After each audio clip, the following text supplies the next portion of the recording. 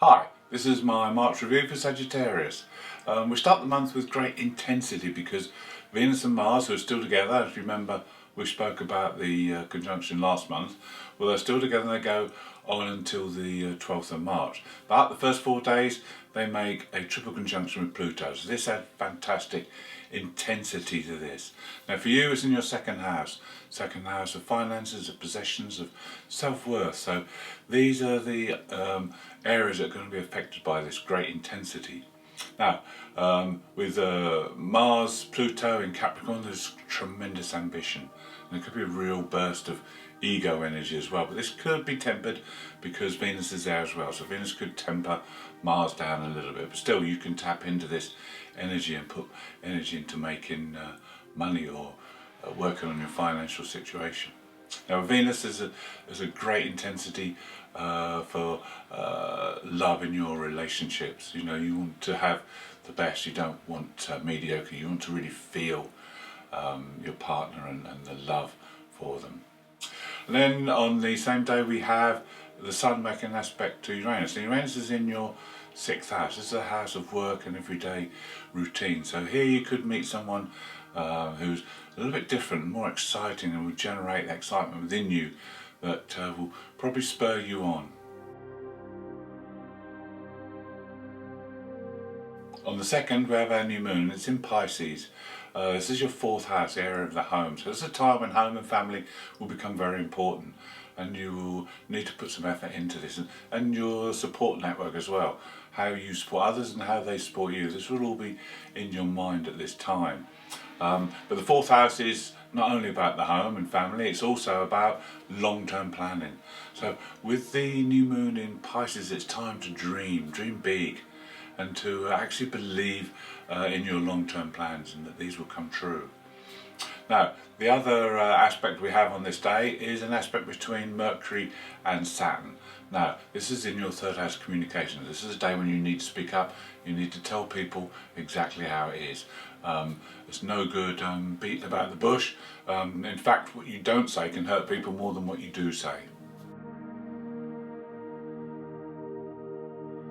On the 4th we have a conjunction between the Sun and Jupiter, and this will reinforce that new moon, and you've got to continue because this is very optimistic, this is a very positive aspect, and what you need to do is you need to, because this is in Pisces, you need to trust your intuition.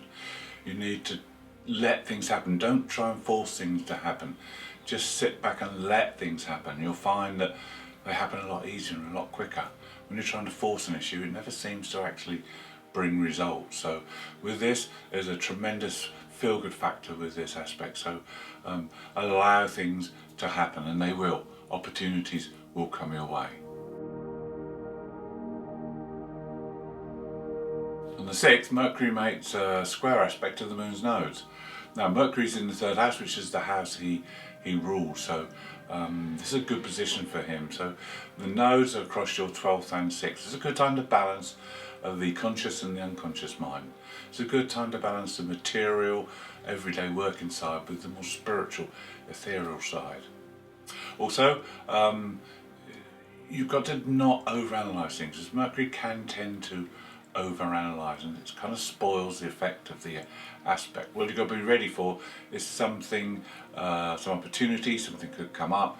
You might hear something, a message or a sign. It could come from the unconscious, it could come from the material world, but something's going to come up that will help and guide you in the right direction. And then on the 7th there's another aspect from Mercury, this time to the black moon. Now the black moon's in your 7th house, so this is time to consider how you communicate with people, especially your partner or your close family, and see if you need to make changes there, because I think the black moon in this position is trying to tell you that you're not communicating in a way that other people would like you to. So you need to maybe ask them how you can make changes. Ask close friends how you can make changes in the way you communicate that will further your relationships. On the 12th we have the Sun making a conjunction with Neptune in Pisces. This is in your 4th house again, so this can bring a great sensitivity and compassion to you, and you'll be very willing to help family around the home, and it's maybe a time to do some activities around the home to promote good well-being and spirituality within the home environment. But it's also a good time to use your creative side. This will stir up the imagination tremendously. This is absolutely great for anything Neptunian, like photography, writing, dance, music. It's a good time to have an artistic party, so to speak. Then the downside is that sometimes this can be overpowering. The Neptune sensitivity and fogginess sometimes that comes with it can be overpowering, and you want to hide away. But the best thing to do is to do some meditation or contemplation. If you need to be on your own and meditate, rather than go to alcohol or drugs, which will do you no good because your body's more sensitive over this period as well. On the 14th, the Sun makes a positive aspect to the Moon's North Node, and it's in your 6th house of everyday routines and work. So there could be something happen. There could be a mini crisis or a big change that's going on that you may think, oh my God, I don't know how I'm going to handle this, but it's going to be good because there's a silver lining to this, and the change is happening for a positive reason, so it can realign you with your true path. Now the other thing is, with the Sun being in the 4th house, there could be some connection here with the home as well. There could be some changes or adjustments that are needed within the home to fit in with your work or your other routines. Then on the 16th, the Sun makes a square to the Black Moon Lilith. Now, there's a process going on at the moment that you may not be fully aware of, but the process is stripping part of your outer personality away, so that a new you will emerge in 3 months' time when the Sun makes a conjunction to the Black Moon Lilith. On the 17th, Mercury makes a sextile to Uranus, and again there could be some exciting new people around, or some discoveries, and also you can tackle old problems at work with a new vision and new ideas. On the 18th, we have our full moon. Now this is no normal full moon. There are lots and lots of other aspects happening at the same time. The full moon itself is in Virgo. This is in your 10th house. So this is great, because this could be a time when you're thrust all of a sudden into the limelight and you have to do what you have to do, and you will be noticed by everyone. So this could be fantastic. But with the Virgo full moon, you'll be very organised. You'll be happy about this because you've already put in the groundwork. You already know what it is that you've been doing is right, and so you will be ready for this, so there's no worries there. The other thing is, there is a cradle aspect, and this happens at the other end of the chart. So this is in the 2nd and 4th house and across the 6th and 12th. So these areas will be into play as well during this full moon. Now this is a time when you'll need security. A cradle aspect is very dynamic, it's very creative, it's very similar to the mystic rectangle we had a few months ago. But with the cradle aspect, you will be able to use your talents and show your talents, so this is good timing if you're being thrust into the limelight. But also you'll want to create stability and security financially and at home around these areas. So you need to put your conscious and your unconscious mind together into this and make sure it all works out well. Don't miss or mess up this opportunity. Okay, so we've got the full moon in the 10th house, which means it could be thrown into the limelight. It could be career changes. We also have this cradle in the 2nd and 4th, which means there could be financial implications here, and there could be more security or things happening around the home to make you feel better. And these are all connected to the nodes, which is about fate and our destiny and our way forward. Now we have other aspects as well connecting in with this. Neptune makes a positive aspect to the Moon's North Node, so this ties in well. This will bring favourable events, favourable people into your life that will aid you and help you on your journey forward and on your new path. And then the other aspects are from Venus.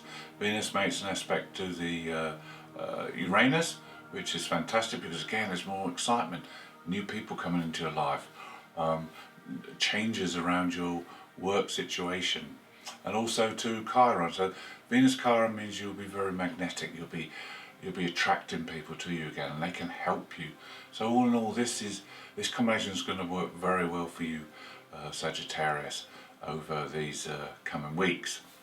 Then the last thing we can say about this is that there's so much going on, there's so many aspects happening at the same time. You need to break it down, concentrate on the things and try to do one thing at a time. Don't try and do everything at once. You'll have the confidence with the Sun Pluto aspect, so you'll have the confidence and the grace to carry this off.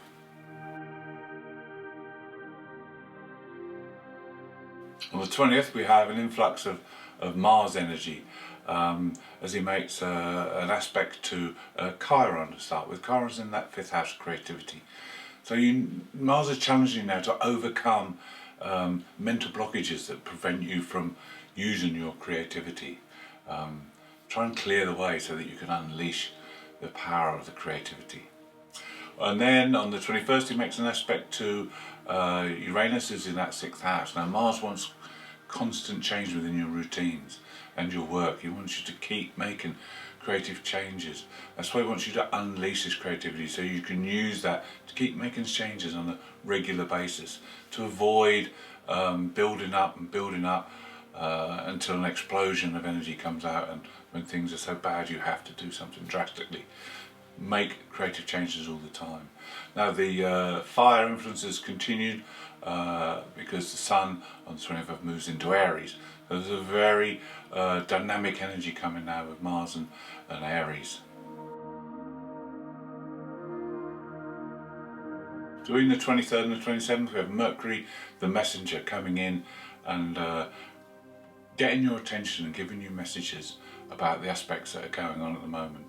The first one on the 23rd is with Neptune. He conjuncts Neptune and will shed light and bring you news about the Neptune North Node aspect, which has been going on for 2 weeks. And then on the 26th we have an aspect with Pluto. Now Pluto's in that 2nd house, finances, so there could be news about finances. And also he makes an aspect to the Black Moon Lilith, so this means that your anxieties and fears could be put to ease with this aspect. You need to listen out, look out for these messages. May not be blatantly obvious, so you need to decipher them and pick them up where necessary. On the 28th Venus makes an aspect to Saturn. Now she's never happy with this combination because Saturn limits her and prevents her from expressing herself as she would love to normally. So maybe a day when you feel a little bit down, a little bit below par, but don't worry, it's only a day and it soon passes. Then on the 29th we have Venus making the last aspect of the month, and that's a square to the Moon's nodes. It's a good time to get balance. It's a good time to bring the spiritual side of life into your daily routines because the nodes are across those houses. And again, with Venus in this position, there could be something that happens with the North Node in the 6th house. You could meet someone during your day, doing your daily routines, and they could be a connection. They could be someone who can help you going forward. Thank you for watching. Don't forget to tune in next month because we have jam-packed April. This is the busiest month of the year astrologically. We also have our first eclipse, and we have the biggest aspect of the year.